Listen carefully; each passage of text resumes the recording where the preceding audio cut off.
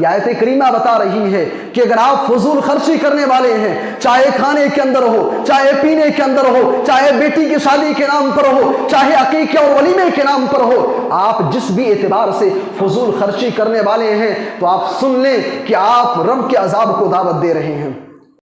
Stop over spending, فضول خرچی بند کریں۔ اس موضوع سے متعلق پچھلے خطبہ جمعہ میں کچھ باتیں آپ کے سامنے رکھی گئی تھیں۔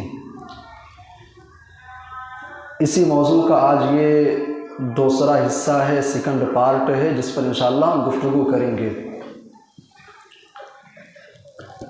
سامعین کرام، ہر انسان کی زندگی سے بنیادی طور پہ دو چیزیں جڑی ہوئی ہیں۔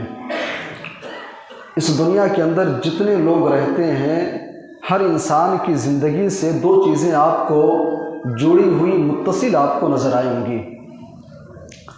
نمبر ایک، انسان کی زندگی کے اندر کچھ چیزیں ایسی ہیں جن کو آپ کہہ سکتے ہیں کہ انسان کو اس کی نیڈ ہوتی ہے، ضرورت ہوتی ہے، اور کچھ چیزیں ایسی ہیں جن کو ڈیزائر، تمنا اور آرزو کے کھانے میں رکھا جا سکتا ہے۔ نیڈ اور ڈیزائر، انہی دونوں چیزوں کے درمیان ہر انسان کی زندگی بسر ہوتی ہے۔ ہماری زندگی کے اندر کچھ چیزیں ایسی ہوتی ہیں جن کی ہمیں ضرورت ہوتی ہے کہ ہمیں یہ چیز چاہیے، اس کے بغیر ہماری زندگی چل نہیں پائے گی، اور کچھ چیزیں ایسی ہوتی ہیں کہ انسان کا بس ایک تمنا ہے، ایک چاہت ہے، ایک آرزو ہے، اور انسان اس کو پورا کر رہا ہوتا ہے۔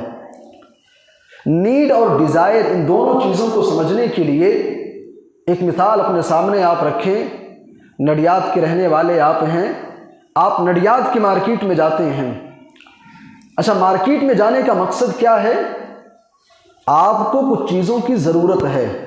ہو سکتا ہے کہ آپ کو راشن کی ضرورت ہو سکتا ہے کہ آپ کو سبزی وغیرہ کی ضرورت ہو سکتا ہے کہ آپ کو چپل کی، کپڑے کی ضرورت ہو۔ جب ایک انسان اپنی نیڈ اور ضرورت کو لے کر کے مارکیٹ کے اندر جاتا ہے تو اس کا کردار یہ ہوتا ہے، چپل چاہیے تو چپل کی دکان پہ جاتا ہے، چپل خریدتا ہے، واپس گھر چلا آتا ہے۔ سبزی چاہیے، مارکیٹ میں جائے گا، سبزی لے گا، واپس چلا آئے گا۔ کپڑے چاہیے، کپڑے کی دکان پہ گیا، کپڑا لیا، واپس چلا آیا۔ یہ ہوتی ہے انسان کی نیڈ۔ اور انسان کی ڈیزائر کیا ہے؟ آپ مارکیٹ کے اندر ایسے ہی گھومنے جا رہے ہیں، چپل کی دکان سے گزرے، چپل آپ کو کوئی اچھا لگا، اچھی کمپنی کا آپ کو نظر آیا، اس کا کلر اچھا لگا، آپ نے چپل خرید لیا۔ تھوڑا سا آگے بڑھے، کپڑے کی دکان سے گزر ہوتا ہے، کپڑے کی دکان پہ آپ کو کپڑا اچھا لگا، آپ نے کپڑا بھی خرید لیا۔ اور آگے بڑھے، آپ کو اور بھی چیزیں نظر آ رہی ہیں، آپ دیکھتے جا رہے ہیں اور مارکیٹ سے خریدتے جا رہے ہیں۔ آپ کی نیڈ نہیں ہے، ضرورت نہیں ہے، بس دل کہہ رہا ہے، من کو اچھا لگ گیا، دل کو اچھا لگ گیا، انسان خریدتے چلا جا رہا ہے۔ اور یہی ڈیزائر، اسلام اسی چیز سے منع کرتا ہے۔ اسلام اسی چیز سے منع کرتا ہے، یہی تمہاری زندگی کے اندر اسراف ہے۔ ضرورت نہیں ہے بلا وجہ گھر کے اندر لا کر کے چیزوں کو اسٹور کرنا، چیزوں کو جمع کرنا۔ دراصل یہ انسان کی تباہی کی طرف لے کر کے یہ عمل انسان کو لے جا رہا ہوتا ہے۔ یہ عمل اور یہ کام انسان کو تباہ کر دیتا ہے، برباد کر دیتا ہے۔ آپ کو ضرورت نہیں ہے بھائی 15,000 کا 20,000 کا سامان آپ نے گھر میں لا کر کے رکھ دیا ہے، وہی 20,000 آپ گھر کے کسی ضروری کام کے اندر استعمال کر سکتے تھے، جو بلا وجہ آپ خرچ کر کے چلے آئے ہیں۔ شریعت کہتی ہے یہ اسراف ہے، میرے بندے اسراف سے باز آ جا۔ اور جب آپ فضول خرچی کے تعلق سے دیکھیں گے، سماج کے اندر فضول خرچی کے دو وجوہات آپ کو نظر آئیں گے۔ ایک وجہ تو یہ نظر آئے گی کہ انسان کو اللہ نے دولت دیا ہے، اللہ نے مال سے نوازا ہے، نعمتیں ہیں، انسان خرچ کیے جا رہا ہے، کوئی پرواہ نہیں ہے، بس خرچ کیے جا رہا ہے۔ دولت ملی ہے، لٹائے جا رہا ہے، کھانے پینے کی چیزیں میسر ہیں، بس خرچ کیے جا رہا ہے، کوئی حساب کتاب نہیں ہے، کوئی حساب و کتاب اس کی زندگی کے اندر ہے نہیں، بس خرچ کیے جا رہا ہے۔ تو ایک وجہ تو آپ کو ایسی نظر آئے گی کہ لوگ ایسے ہی مال خرچ کر رہے ہوتے ہیں۔ اور سماج کے اندر فضول خرچی کے تعلق سے جو دوسرا ریزن آپ کو نظر آئے گا، دوسری کیٹیگری آپ کو نظر آئے گی، وہ ایسے لوگوں کی نظر آئے گی جو اپنا اسٹیٹس، اپنا رتبہ، اپنا مقام بتانے کے لیے مال خرچ کرتے ہیں۔ فضول خرچی اس لیے کر رہے ہیں تاکہ نڈیاد کے لوگوں کو پتہ چل جائے کہ ہاں میں بھی ہوں، میرے پاس بھی دولت ہے، میں بھی مالدار ہوں، میرے پاس بھی حیثیت ہے، میرے پاس بھی اتنی طاقت ہے کہ میں اتنا خرچ کر سکتا ہوں۔ شادیوں کا سیزن چل رہا ہے، آپ دیکھ لیں بہت سارے لوگوں کی زبانی یہ سننے میں آتا ہے، اس بار اپنے بچے کی شادی میں ایسے کروں گا، پورا شہر یاد رکھے گا۔ اتنے دھوم دھام سے، اتنے چہل پہل کے ساتھ اور اتنے بڑاؤ سنگار کے ساتھ میں شادی کروں گا، پورا شہر یاد رکھے گا، پورا علاقہ یاد رکھے گا۔ میرے بھائیو اور دوستو، زمانے کو خوش کرنے کے لیے، زمانے کی نظر میں ایک مقام، ایک رتبہ، ایک شان اور ایک حیثیت بنانے کے چکر میں یہ جو آپ اسراف کر رہے ہیں، ہو سکتا ہے کہ آپ کا نام ہو سکتا ہے کہ آپ کا چرچا ہو، لیکن یاد رکھیں یہ چرچا، یہ شہرت، یہ نام، یہ نیم اور فیم بس فانی زندگی کے اندر، فانی دنوں کے لیے، محدود زندگی کے اندر تھوڑے دنوں کے لیے ہے۔ آپ شادی کیے، فضول خرچی آپ نے کیا، جو شادی 1 لاکھ میں ہونی تھی، 2 لاکھ میں ہونی تھی، آپ نے 8 لاکھ خرچ کیے، 10 لاکھ آپ نے خرچہ کیا ہے۔ یاد رکھیں یہ فضول خرچی کے نام پر آپ نے جو پیسہ لٹایا ہے، نڈیاد میں ہو سکتا ہے کہ نام یاد رکھا جائے کہ فلاں نے بڑے دھوم دھام سے شادی کیا تھا، لیکن نڈیاد والوں کی نظر میں اچھا بننے کے چکر میں آپ نے خالق کائنات، مالک ارض و سما کی نظر میں اپنا اسٹیٹس آپ نے گرا لیا ہے۔ رب کی نظر میں آپ نے جو حیثیت آپ کی تھی، وہ حیثیت جو آپ نے نمازیں پڑھ کر کے بنائی تھی، جو مقام آپ نے روزے رکھ کر کے بنائے تھے، جو مقام آپ نے حج کر کے بنائے تھے، جو مقام آپ نے عمرہ کر کے بنایا تھا، جو مقام آپ نے غریبوں کی مدد کر کے بنایا تھا، وہ اسٹیٹس، وہ مقام رب کائنات کی نظر میں آپ نے گرا لیا ہے، آپ بدتر ہو گئے ہیں۔ قرآن کریم کی ایک آیت کریمہ آپ کے سامنے پڑھی گئی ہے، سورہ انبیاء کے اندر اللہ تعالیٰ نے نبیوں کے بارے میں جو شکوک و شبہات لوگوں کے ہاں پائے جاتے ہیں، اللہ نے اس شبہے کا ازالہ کیا، اور ازالہ کرنے کے بعد قرآن کہتا ہے ثم صدقناہم الوعد، اے لوگوں دنیا کے اندر ہم نے جتنے پیغمبر بھیجے، تمام پیغمبروں سے ہم نے ایک وعدہ کر رکھا تھا، اے میرے پیغمبر دنیا کے اندر جاؤ، قوم والوں کے سامنے توحید کی باتیں رکھو، اچھی باتیں ان کے سامنے بیان کرو۔ حضرت آدم علیہ السلام سے لے کر کے امام کائنات جناب محمد رسول اللہ صلی اللہ علیہ وسلم تک جتنے پیغمبر آئے، جتنے رسول آئے، سارے نبیوں نے، سارے پیغمبروں نے اپنی قوم کے سامنے توحید کی بات رکھی، ان کے سامنے اچھی باتیں بتائی، انہیں سیدھی راہ پر لے کر کے آئے، جھوٹ چھوڑنے کی بات انہوں نے رکھی، انہوں نے کہا شراب پینا چھوڑ دو، زناکاری سے باز آ جاؤ، اللہ واحد کی راہ کو اختیار کر لو، توحید کی راہ پر آ جاؤ۔ سارے انبیاء نے توحید کی بات رکھی، سچائی کا درس انہوں نے دیا، سچائی کا پاٹ انہوں نے پڑھایا، لیکن نتیجہ کیا ہوا؟ جو نتیجہ ہمارے سماج کے اندر ہوتا ہے، سچ بولنے والے لوگوں کی نظر میں برے بن جاتے ہیں، سچ بات کہنے والے ان کی باتیں لوگوں کو کڑوی لگتی ہیں۔ پیغمبر آئے، سچی باتیں رکھتے ہیں، قوم نے ماننے سے انکار کر دیا۔ حضرت نوح علیہ السلام پہلے رسول، قوم نوح کی طرف بھیجے گئے پیغمبر ہیں، پہلے رسول ہیں، ایک لمبی مدت تک 950 سال تک دعوت و تبلیغ کا کام کرتے رہے، قوم نے ماننے سے انکار کر دیا، اور صرف انکار نہیں کیا بلکہ رسول کا مذاق اڑایا، رب کی آیتوں کی تکذیب بھی کیا، رب کی آیتوں کو جھٹلا بھی دیا۔ اللہ کہہ رہا ہے ہم نے اپنے پیغمبروں سے وعدہ کیا تھا، آپ دنیا کے اندر جاؤ، توحید کی باتیں رکھو، قوم اگر انکار کرے گی، قوم اگر تکذیب کرے گی، ہم قوم کو تباہ کر دیں گے، قوم کو ہم مٹا دیں گے، قوم کو ہم تباہ کر دیں گے۔ اللہ کہہ رہا ہے ثم صدقناہم الوعد فانجیناہم ومن نشاء، ہم نے اپنے پیغمبروں سے وعدہ کیا تھا، اس وعدے کو ہم نے پورا کر دیا، ہم نے انبیاء کو نجات دیا، ان کے اوپر ایمان لانے والوں کو نجات دیا، واہلکنا المسرفین، اور اسراف کرنے والوں کو ہم نے ہلاک کر دیا۔ جو اسراف کرنے والے تھے، جو فضول خرچی کرنے والے تھے، جو بغیر کسی نیڈ کے پھر بھی اپنے ڈیزائرز کو پورا کرنے کے لیے بغیر کسی نیڈ کے، بغیر کسی ریکوائر کے اپنے مال کو بے جا طور پہ جو خرچ کرنے والے تھے، اللہ کہہ رہا ہے ہم نے اسراف کرنے والوں کو، مسرفین کو ہم نے ہلاک کر دیا۔ قوم نوح کے اوپر عذاب نازل ہوتا ہے، اللہ نے نوح علیہ السلام کو بچا لیا، ان کے اوپر ایمان لانے والوں کو بچایا۔ وَأَهْلَكْنَا الْمُسْرِفِينَ، اور اسی قوم کے اندر رہنے والے جو اسراف کرنے والے تھے، پیشانی جو رب کے سامنے جھکنی چاہیے تھی غیروں کے دروں پر جھکانے والے تھے، وَأَهْلَكْنَا الْمُسْرِفِينَ، اللہ کہہ رہا ہے ہم نے ان کو ہلاک کر دیا، پانی کے اندر ڈبو کر کے اللہ تبارک و تعالیٰ نے پوری قوم کو تہس نہس کر دیا۔ قرآن ہمارے سامنے قوم لوط کا واقعہ پیش کرتا ہے۔ حضرت لوط علیہ السلام پیغمبر بنا کر کے بھیجے گئے، ثم صدقناہم الوعد فانجیناہم ومن نشاء، اللہ نے لوط علیہ السلام کو بچا لیا، ان کے اوپر ایمان لانے والوں کو بچایا۔ واہلکنا المسرفین، جو اسراف کرنے والے تھے، جو فضول خرچی کرنے والے تھے، اللہ تبارک و تعالیٰ نے ان کو تباہ کیا۔ اور کیسے تباہ کیا؟ آپ تفسیر پڑھیے، جبریل امین کو بھیجا جاتا ہے، جبریل امین پوری بستی کو اٹھاتے ہیں اور اٹھا کر کے آسمانوں کی بلندی پر لے کر کے جاتے ہیں اور پوری بستی کو اٹھا کر کے زمین کے اندر پٹک دیا گیا۔ وَأَهْلَكْنَا الْمُسْرِفِينَ۔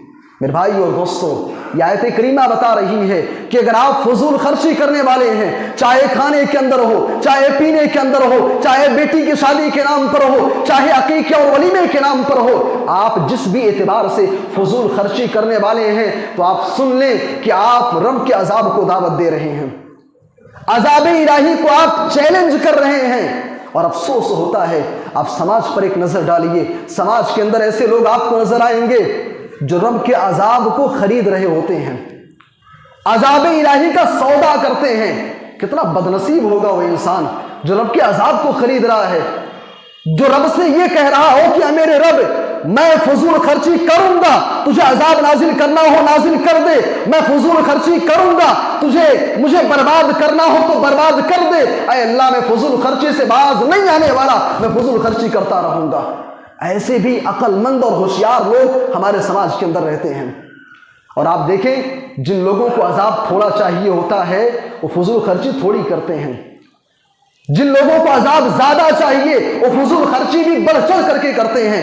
آپ دیکھیں بھائی، ہمارے یہاں عجیب و غریب معاملہ ہے، شادیوں کے معاملے میں خصوصی طور پہ جو اسراف ہوتا ہے، جو فضول خرچی ہوتی ہے، اگر ایک سروے کے مطابق ایک ایوریج اگر نکالا جائے، کسی اور شہر کی بات چھوڑ دیں، نڈیاد کے اندر ہم موجود ہیں، اگزامپل بھی یہیں کے لیتے ہیں، سال 2000 سے لے کر کے 2025 کے بیچ میں جتنی شادیاں ہوئی ہیں، تمام شادیوں کے اندر ہونے والے اسراف کا ایک ڈاٹا آپ نکالیے، میکسیمم 3 کروڑ روپے تو آپ کو نظر آئیں گے جو بغیر کسی ضرورت کے شادیوں میں خرچ کر دیے گئے۔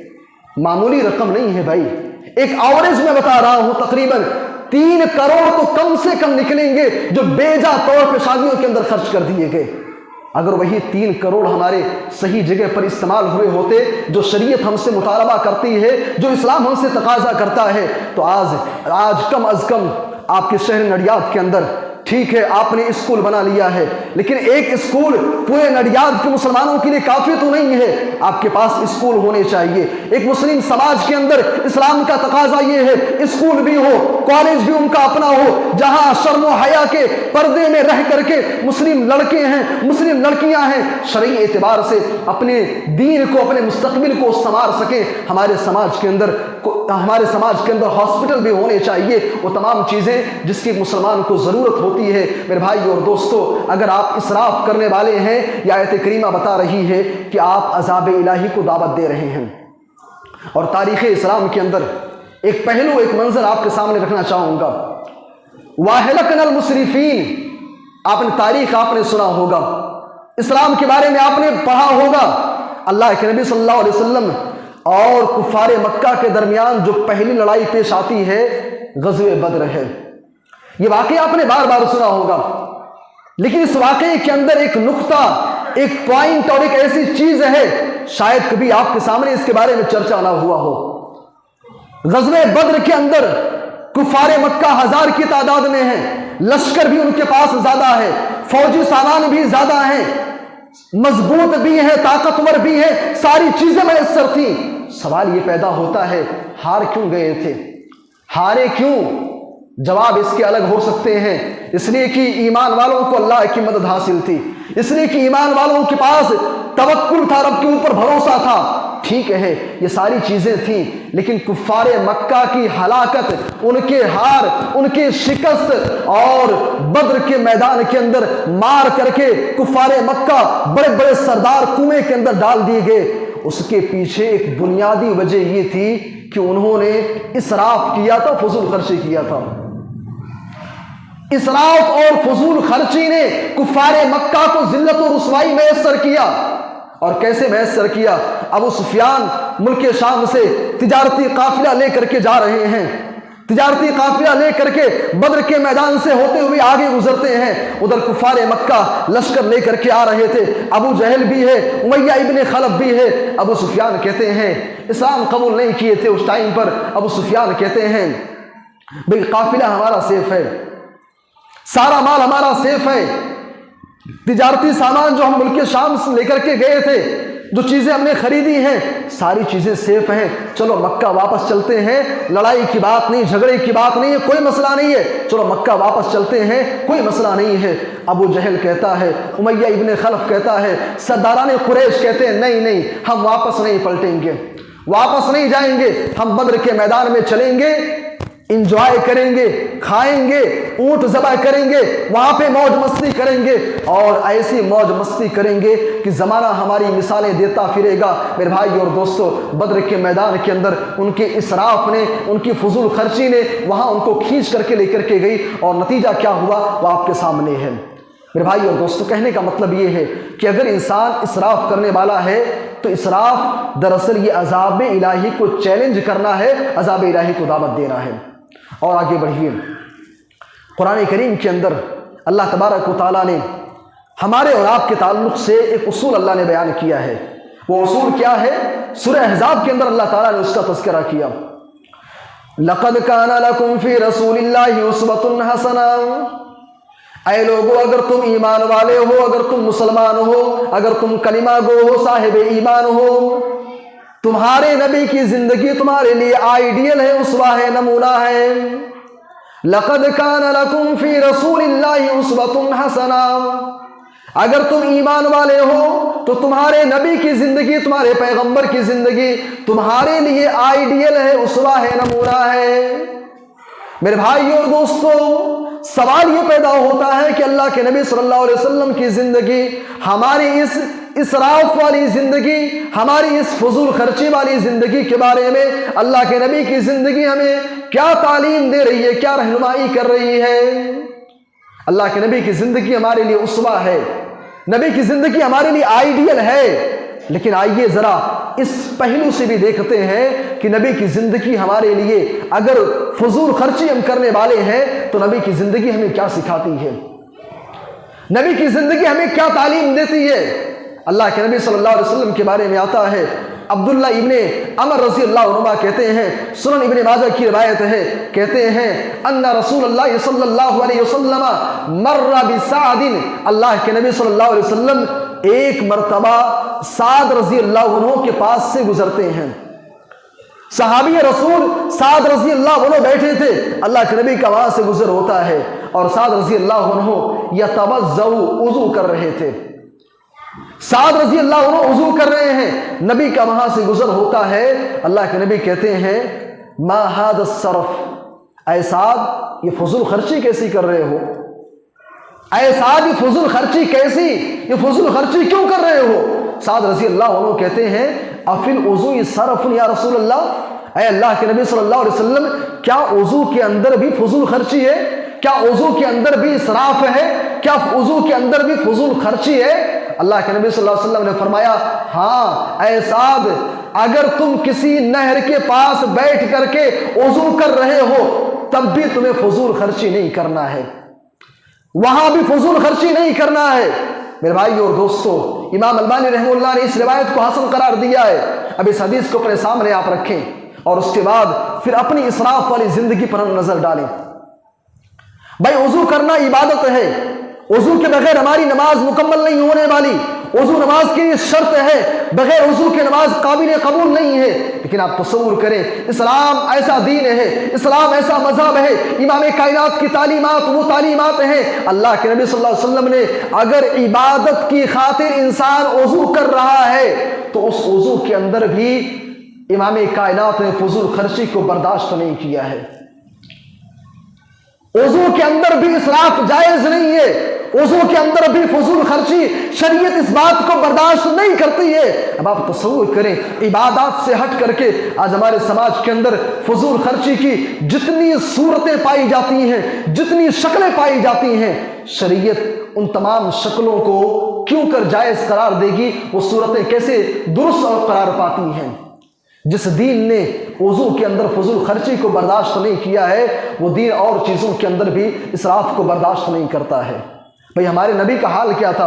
اماں عائشہ رضی اللہ عنہ کہتی ہیں، اللہ کے نبی صلی اللہ علیہ وسلم کے وضو کا حال یہ تھا، اللہ کے نبی ایک مد پانی کے اندر وضو کیا کرتے تھے۔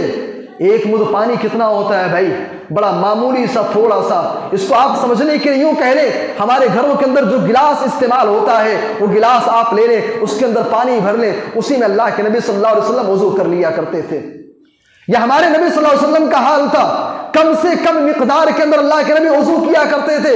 اور بات صرف یہیں پر ختم نہیں ہوتی ہے، امام بخاری رحمہ اللہ عبداللہ ابن عباس رضی اللہ عنہ کے طریق سے ایک روایت ذکر کرتے ہیں، کہتے ہیں کہ اللہ کے نبی صلی اللہ علیہ وسلم انہو کان یدعو، اللہ کے نبی صلی اللہ علیہ وسلم اللہ تعالیٰ سے یہ دعائیں کیا کرتے تھے، اللہم اغفر لی خطیئتی، اللہم اغفر لی خطیئتی وجہلی واسرافی فی امری۔ اللہ کے نبی یہ دعا کرتے تھے، اے میرے پروردگار، اگر مجھ سے غلطی ہو گئی ہے، میری غلطیوں کو معاف فرمانا، نادانی میں کچھ خطا ہو گئی ہے، اے اللہ مجھے بخش دینا، مجھے معاف فرمانا، واسرافی فی امری، اے میرے پروردگار اگر کسی معاملے کے اندر مجھ سے اسراف ہو گیا ہے، فضول خرچی ہو گئی ہے، اے اللہ تو مجھے معاف فرمانا، اے اللہ مجھے بخش دینا۔ میرے بھائی اور دوستو تصور کیجئے، فضول خرچی اگر ہو گئی ہے، نادانی میں غلطی سے، اللہ مجھے بخش دینا، یہ دعا کون کر رہے ہیں؟ یہ دعا کر رہے ہیں امام کائنات، یہ دعا کر رہے ہیں امام الانبیاء، جن کا حال یہ تھا۔ اللہ کے نبی کی چاروں بیٹیوں کی شادی آپ دیکھ رہے، خود اللہ کے نبی صلی اللہ علیہ وسلم کی شادیاں آپ دیکھ رہے، نبی کی زندگی کے اندر کھانا پینا پہننا، نبی کی زندگی کا ایک ایک پہلو آپ دیکھ لیں، نبی کی زندگی کے اندر آپ کو نیڈ نظر آئے گی، بلکہ نیڈ کے ہٹ کر کے اللہ کے نبی صلی اللہ علیہ وسلم کی زندگی کے اندر آپ کو قناعت نظر آئے گی، تھوڑی چیزوں کے اوپر رضامندی آپ کو نظر آئے گی۔ جس پیغمبر کے یہاں فضول خرچی کا دور دور تک کوئی واسطہ نہیں ہے، وہ پیغمبر دعا کر رہے ہیں، وہ اسرافی فی امری، اے میرے پروردگار اگر اسراف ہو گیا ہے مجھے بخش دینا، مجھے معاف فرمانا۔ میرے بھائی اور دوستو، اللہ کے نبی کی یہ دعا، نبی کی یہ زندگی ہمیں اور آپ کو پیغام دے رہی ہے، پیغام یہ دے رہی ہے، اسٹاپ اوور اسپینڈنگ، فضول خرچی کرنا بند کریں، اور اگر فضول خرچی ہو گئی ہے تو توبہ کریں، معافی مانگیں، دعائیں کریں کہ اللہ آج کے بعد ایسا نہیں ہوگا۔ میرے بھائی اور دوستو، فضول خرچی کے تعلق سے اللہ کے نبی کی بہت ساری حدیثیں ہیں، قرآن کی کئی ساری آیتیں ہیں۔ جب آپ قرآن پڑھیں گے، سورہ فرقان کے اندر اللہ تعالیٰ نے عباد الرحمن کا جہاں تذکرہ کیا، والذین اذا انفقوا لم یسرفوا ولم یقتروا، اللہ تبارک و تعالیٰ نے عباد الرحمن، جو رحمان کے بندے ہیں، زمین کے اوپر دو طرح کے لوگ رہتے ہیں، کچھ عباد الشیطان ہیں، شیطان کے بندے ہیں، کچھ عباد الرحمن ہیں، رحمان کے بندے ہیں۔ اللہ کہہ رہا ہے میرے بندے وہ ہیں جو فضول خرچی نہیں کرتے ہیں۔ جو انسان فضول خرچی کرنے والا ہے، اس کا اپوزٹ میننگ یہ نکلا، مفہوم مخالف یہ نکلا، الٹا مطلب یہ نکلتا ہے عباد الرحمن وہ ہے جو فضول خرچی نہیں کرتا ہے، اور جو فضول خرچی کرنے والا ہو عباد الشیطان، وہ شیطان کا بندہ ہے۔ اور فیصلہ آپ کے ہاتھ میں ہے، دنیا کی یہ چند سالہ زندگی عباد الرحمن بن کر کے گزارنی ہے یا عباد الشیطان بن کر کے گزارنی ہے۔ اللہ تعالیٰ سے دعا، اللہ تعالیٰ ہم سب کو ہماری زندگی کے اندر کسی بھی انداز میں، کسی بھی صورت میں اگر اسراف، فضول خرچی، تبذیر پائی جا رہی ہے، اے اللہ تو ہم کو تمام قسم کے حالات میں فضول خرچی سے بچا، جائز جگہوں پر خرچ کرنے کی توفیق عطا فرما۔ اے اللہ تو ہمیں جب تک زندہ رکھ، اسلام پر خاتمہ ہوتے ایمان بالخیر پر، آمین، تقبل یا رب العالمین۔